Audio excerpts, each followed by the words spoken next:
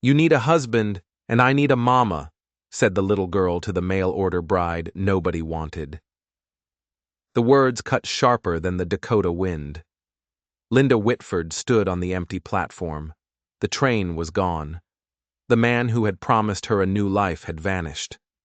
Before her stood two children, their coats threadbare, their eyes far too old for their years. Our pa's alone, the girl said, her small chin lifted against the biting cold. And you look like you've got nowhere else to go. The truth burned. Sometimes salvation doesn't come in a wedding ring. Sometimes it comes in the small, frozen hand of a stranger. The little boy beside her didn't speak. He just clung to his sister's sleeve, his mittens missing, his small fingers red and raw from the cold. He shifted his weight from one boot to the other, and Linda saw the truth of their poverty in the twine wrapped around his shoe, the only thing holding the worn leather together. His lips trembled, but he didn't cry. Not yet. Linda's chest tightened into a painful knot. The snow wasn't just falling anymore. It was blowing sideways, stinging her eyes, filling the air with a blinding white haze. Behind her, the station clerk shouted, his breath fogging in the bitter air. Miss, you can't stay here. Sun'll be gone soon. You'll freeze solid out there. She turned back to the children. Their faces were thin and pale, but their eyes were sharp with something ancient. Hunger, maybe, or a loneliness so deep it had become a part of their bones. I don't even know your pa, Linda said, her own voice unsteady, almost lost in the wind. You will, the girl answered. Her voice was steady as a stone. She couldn't have been more than 8 years old, but her words carried the weight of a woman twice her age. He's got land, he's got a house, and he's got us. He won't turn you away. Linda gripped her single carpet bag tighter, the worn leather handle cutting into her palm. Walter Briggs. He had promised her a life. He'd written letters filled with words about cattle and open land and a warm fire waiting just for her. But Walter Briggs wasn't here. Only the hollow echo of his name remained, fading into the cold like the lonely whistle of the train that had abandoned her. The little boy's teeth began to chatter. He whispered, his voice a tiny plea against the storm. Please, miss. Our fire's warm. Her breath caught. She glanced around the empty street. The last of the wagons had already rattled off, disappearing into the storm. The wind was rising, carrying the snow like 1,000 tiny knives. Her heart hammered against her ribs. She could wait for Walter. She could freeze to death right here on this platform, a forgotten promise buried in the snow. Or she could follow 2 desperate children into a blizzard, toward a man she'd never met, a life she couldn't possibly imagine. The little girl raised her bare hand. Her fingers were cracked and red with cold. Come on, she said, her voice firm. You'll die out here. Linda's throat burned. She shifted her bag, knelt down in the snow, and slid her gloved hand into the girl's. The skin beneath was rough and chilled to the bone. The girl smiled, just a faint flicker of relief across her face. I'm Annie, she said. This is Tommy. Linda Whitford, she whispered, more to herself than to them. Linda, Annie repeated, as though trying the name on for size. I like that. They pulled her down the platform steps, their small boots crunching through the ice. The world was already dimming, the horizon completely swallowed by the swirling white.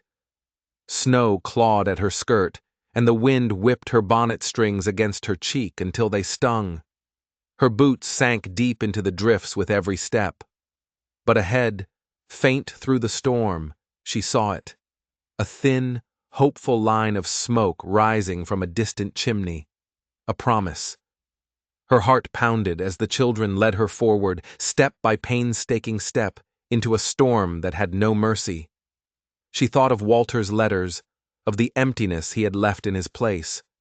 Then she looked down at Annie's thin braid, at Tommy's trembling shoulders.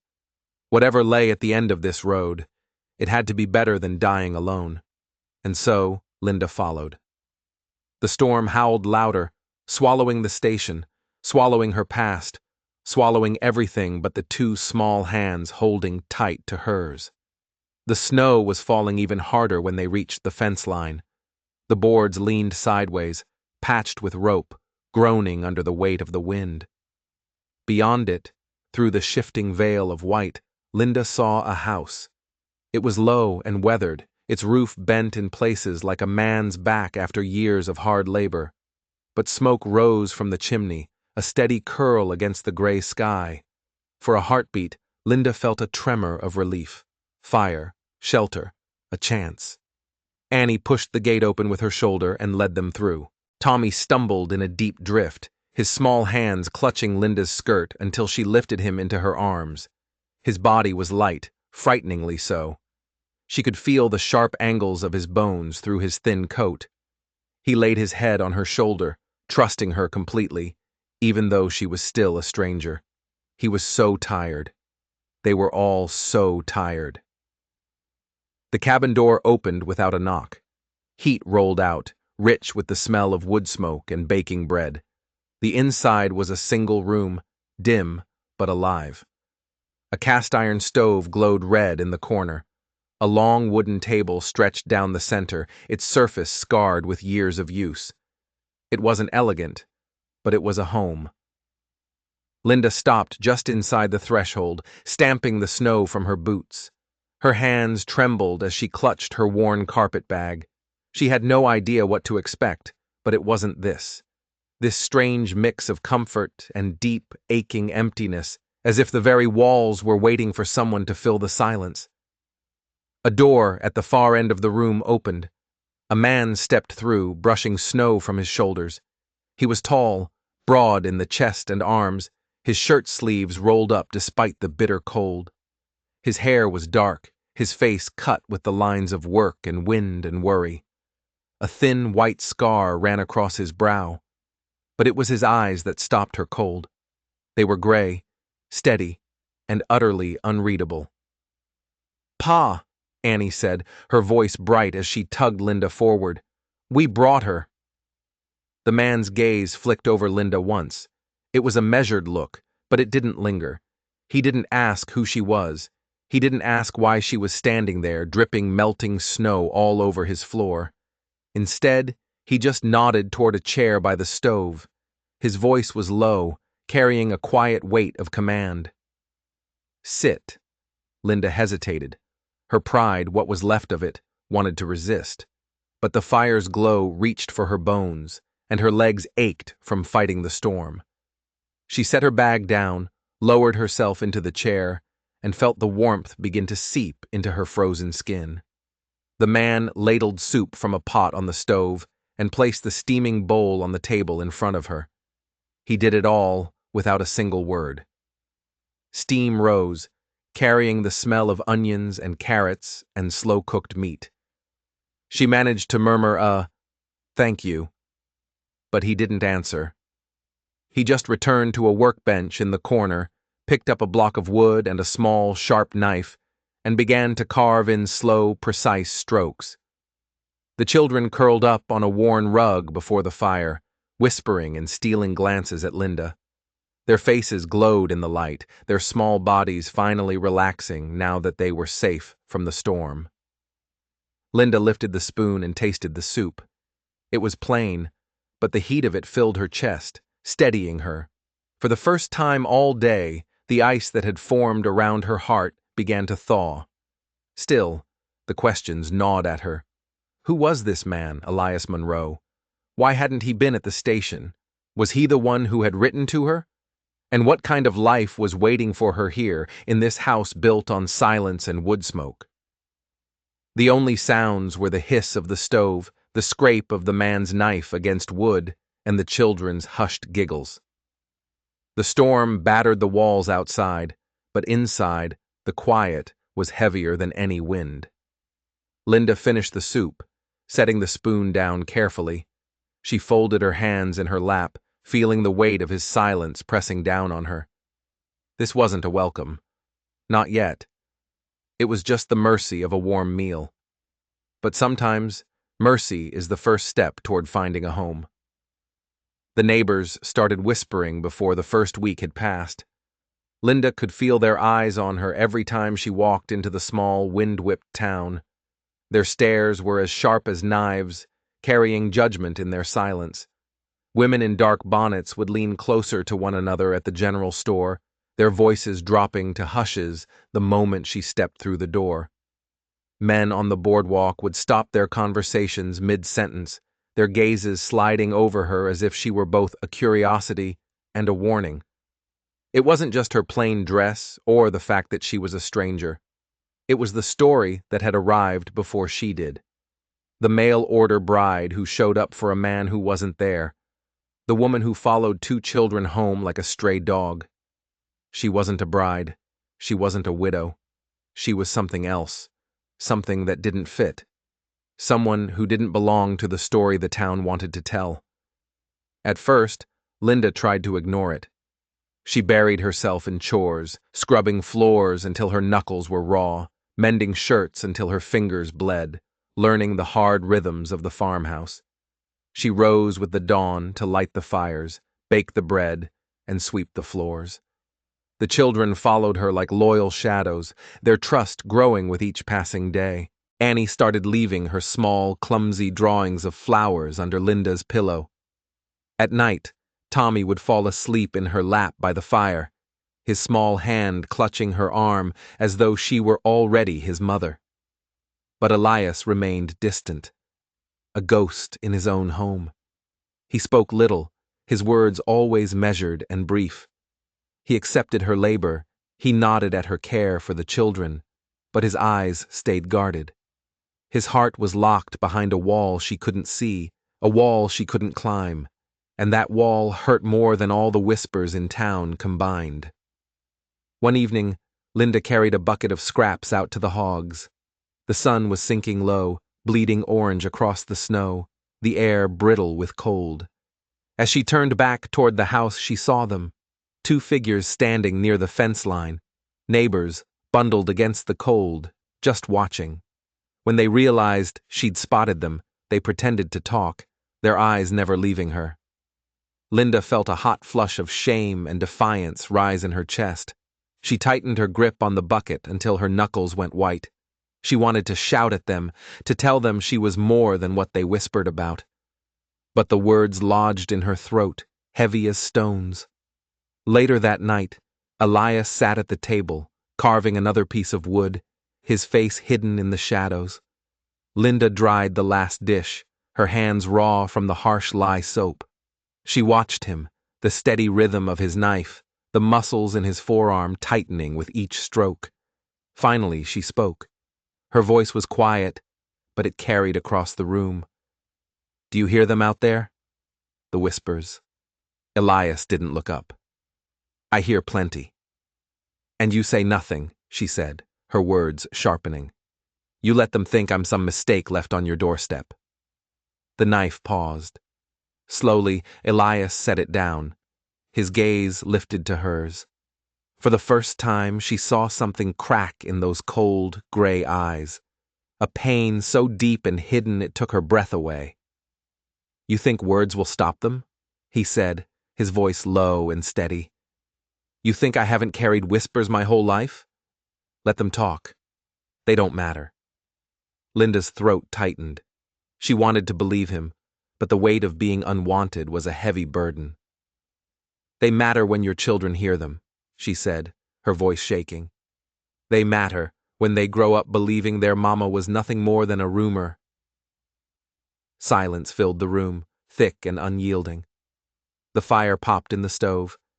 Annie stirred in her sleep on the rug, her small hand reaching for Linda's skirt, even in her dreams.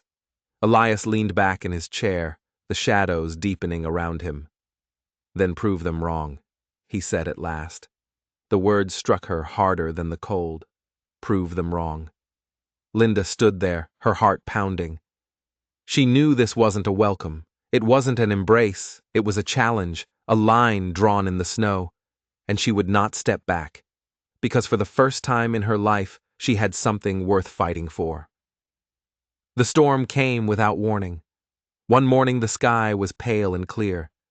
By afternoon, the wind roared through the valley like a wounded animal, and snow slammed against the windows, burying the world in a blur of white. The children huddled by the fire, their eyes wide with fear. The old farmhouse groaned, bracing itself against the storm. Elias paced the room, his jaw tight. "The barn," he muttered, pulling on his heavy coat. "The animals won't last if the doors give in." Linda stepped in front of him. "You'll freeze out there." "I don't have a choice," he snapped, his voice sharp against the howl of the wind. He shoved past her, yanking the door open. A blast of bitter cold slammed into the room before the door closed again, leaving him on the other side. The children whimpered. Annie clutched her doll. Tommy buried his face in Linda's skirt. The storm screamed around them, every gust like a fist against the walls. Linda gathered them close, whispering promises she wasn't sure she could keep. An hour passed. Then another. Elias hadn't returned. The storm only grew worse, shaking the house to its very bones. A knot of dread twisted in Linda's gut. She couldn't just sit here and wait. She wrapped the children in every blanket she could find and set them near the stove. "Stay here," she said, her voice firm, though her hands trembled. "Don't move, no matter what." Annie's chin quivered. "Where are you going?" Linda knelt low, brushing a strand of hair from the girl's face. "To bring your pa back." She pulled on her coat and opened the door. The storm swallowed her whole. Snow stung her skin like shards of glass. The wind howled, tearing the breath from her lungs. Every step was a battle. She reached the barn, its roof bending under the weight of the snow. The door was half torn from its hinges, flapping wildly. She forced it closed, bracing her back against it until she found the heavy latch and dragged it into place. Inside, the animals cried out, their breath rising in thick clouds. Then she saw him. Elias was slumped against a beam, his coat torn, blood staining his temple where a falling plank had struck him. His face was pale. He was still. For a moment, fear rooted her to the spot. Then something deeper rose inside her, a fire that burned hotter than the storm. "Not like this," she growled, dropping to her knees. She shook him hard, her voice cutting through the chaos. "You don't get to leave them. You don't get to leave me." His eyes fluttered open, unfocused. He tried to speak, but she pressed a hand to his chest. "Save your strength." She hauled him up, her muscles straining. Every ounce of her strength poured into dragging him through the blinding snow. The storm clawed at her, but she would not let go. When she burst back through the door, Annie gasped. Tommy cried out. Linda lowered Elias to the floor by the fire, her body trembling. Elias groaned, his eyes finding hers. For the first time, there was no wall in his gaze, only raw, unguarded gratitude. Linda pressed a blanket over him, her voice breaking. "You'll live. You have to." The children clung to her, their tiny hands anchoring her to the moment. In their eyes, she wasn't an outsider anymore. She was theirs. The storm passed, but the whispers in town did not. By spring, the thaw had begun. Linda had found her rhythm in the Monroe home. Her hands mended their clothes, her voice taught them letters by lamplight. Her laughter, once a forgotten sound, now filled the corners of the house that had been hollow for so long. But in town, the tongues still wagged. One afternoon, Linda went with Elias to the general store. As they stepped inside, conversations dipped. Eyes slid toward them like knives. Mrs. Harrow, the storekeeper's wife, turned with a smile that didn't touch her eyes. "Well, well," she said, her voice carrying like a bell. "Our Mr. Monroe brought his company." The room went quiet. "Quite the arrangement," she went on.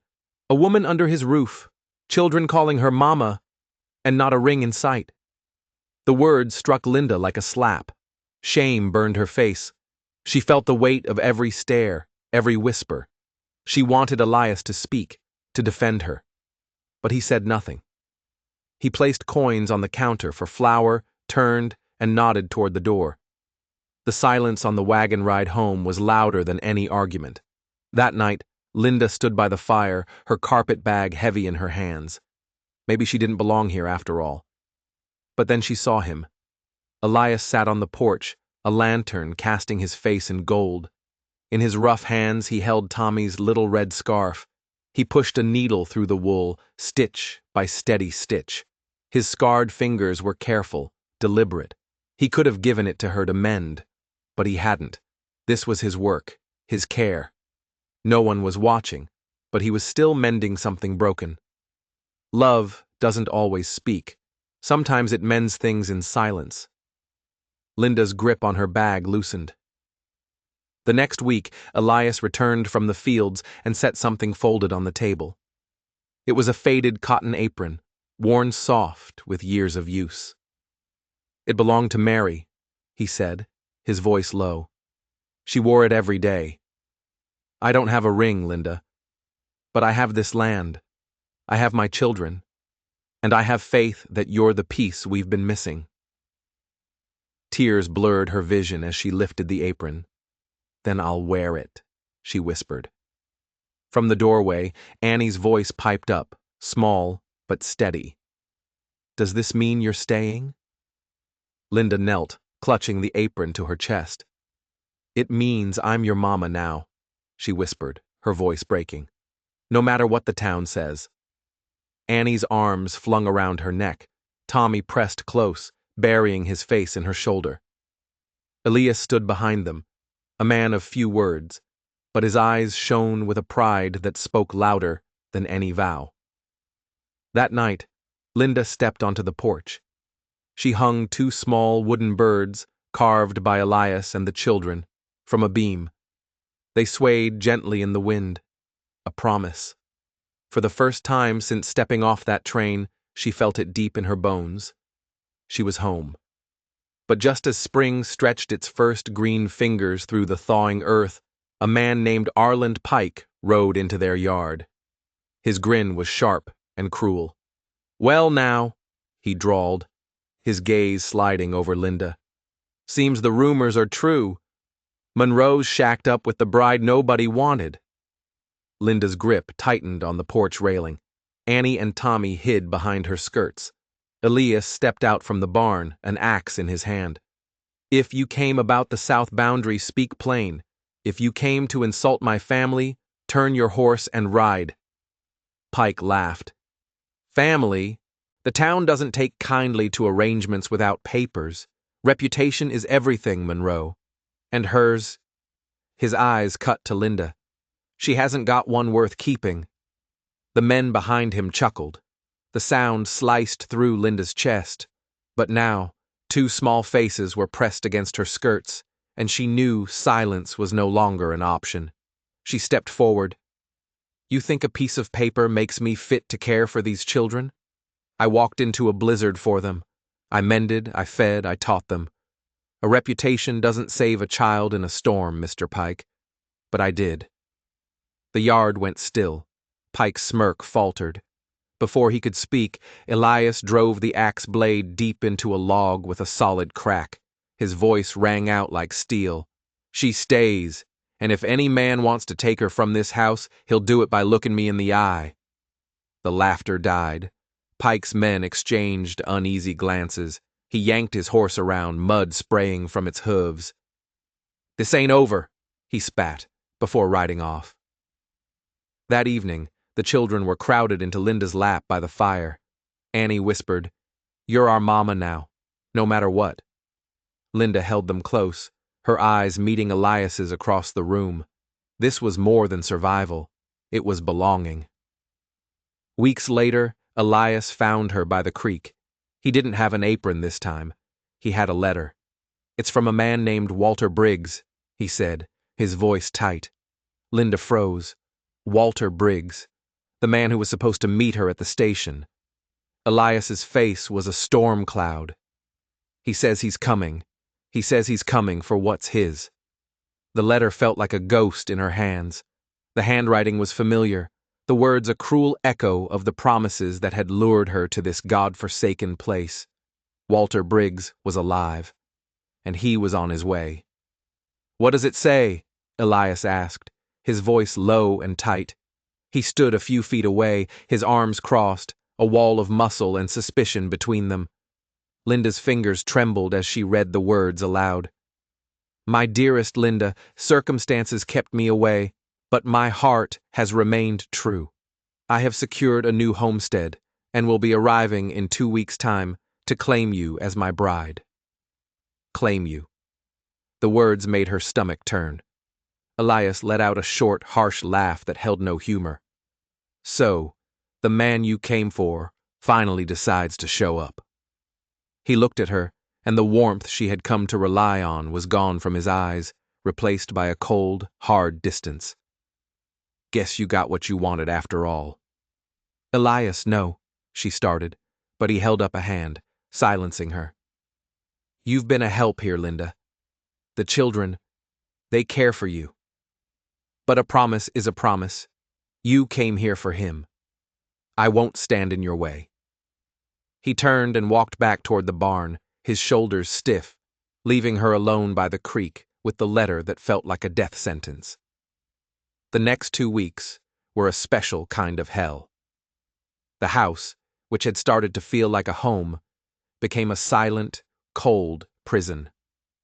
Elias was polite, but distant. He moved around her like she was a piece of furniture he was about to sell. The children felt it too. Annie grew quiet and withdrawn. Tommy started having nightmares again. They would cling to her at night, their small bodies trembling. You're not going to leave, are you, Mama? Annie whispered one night, her voice thick with unshed tears. Never, Linda promised, but the word felt like a lie in her own mouth. How could she stay? She was an unmarried woman living under the roof of a man who now looked at her with distrust. And another man, a stranger she was bound to by a promise on paper, was coming to take her away. The day Walter Briggs was due to arrive, a new wagon rolled into town. But it wasn't Briggs. It was Arland Pike, and this time he had the sheriff with him. They rode straight to the Monroe homestead. Elias met them at the gate, his rifle held loosely in his hands. Monroe, Pike said with a triumphant smirk. Sheriff's got some questions for your guest. The sheriff, a man with a weak chin and shifty eyes, cleared his throat. Miss Whitford, a complaint has been filed by a Mr. Walter Briggs. Claims you've entered into an immoral arrangement with Mr. Monroe in violation of your agreement with him. Linda stepped onto the porch, her heart hammering. I have no arrangement with Mr. Monroe. Living in his house, raising his children? Pike sneered. Looks like an arrangement to me. Mr. Briggs will be here this afternoon to collect you, the sheriff said. I suggest you have your things packed. Just then, another rider came galloping up the road. It was the telegraph boy from town, his face pale with panic. Mr. Monroe, a wire just came in, from the next town over. He handed a slip of paper to Elias. Elias read it, and his face went white. He looked up, not at Pike or the sheriff, but at Linda. His eyes were wide with a new, terrible understanding. What is it? She asked. It's from the sheriff in Rock Creek, he said, his voice rough. They found a body, a man named Walter Briggs. He's been dead for over a month. A dead silence fell over the yard. If Walter Briggs is dead, Linda whispered, her mind reeling, then who wrote me that letter? Pike's smirk vanished. He looked from Linda to Elias, and for the first time she saw a flicker of genuine fear in his eyes. Suddenly, it all clicked into place.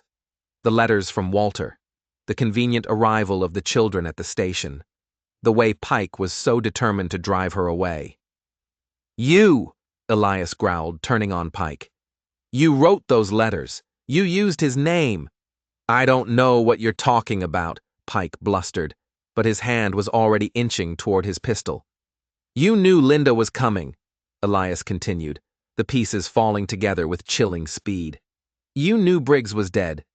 You wanted this land. You figured if you could get her here, make it look like we were living in sin, you could get the town to run us both out. Then you'd get the ranch for pennies on the dollar. That's a crazy accusation, the sheriff said, but he was already backing away. Is it? Linda's voice cut through the tension. Or is it the truth you've been hiding all along, Mr. Pike, the same way you hid whatever really happened to Mary, Elias's wife? Pike's face contorted with rage. He drew his pistol, but Elias was faster. A single shot from his rifle sent Pike's gun spinning into the dirt. Pike's men, seeing their leader disarmed, turned and fled. Pike stood alone, cornered and exposed. She fell, he snarled. It was an accident. My wife didn't just fall, Elias said, his voice deadly quiet. You pushed her, because she wouldn't sell you this land. The final ugly truth hung in the air. Pike hadn't just been a greedy neighbor. He was a murderer. He had killed Elias's wife, and he had orchestrated this entire cruel charade to finish the job. The sheriff, finally finding a spine, pulled out his own handcuffs. Arlen Pike, you're under arrest. As they led him away, Annie and Tommy ran into Linda's arms. The whispers were finally over. The truth, as ugly as it was out. Elias walked over to her. He took her hand, his thumb tracing the lines on her palm. I'm sorry, Linda, he said, his voice thick with emotion. I should have trusted you. You were grieving, she whispered. And I was a stranger. He shook his head. No, he said, his gray eyes clear for the first time. You were never a stranger. You were the answer to a prayer I forgot I'd made. That evening, they stood on the porch watching the sun set. The children were asleep inside. The world was quiet. Elias reached into his pocket and pulled out a simple, hand-carved wooden ring. I don't have much, he said, but what I have is yours, if you'll have it. Linda's eyes filled with tears. You need a wife, she said, her voice trembling, and your children need a mama. No, he said, slipping the ring onto her finger. We need you. If this story touched your heart, don't forget to subscribe and let us know in the comments where you're watching from. Sometimes the family you choose is the one that was waiting for you all along. Thanks for watching.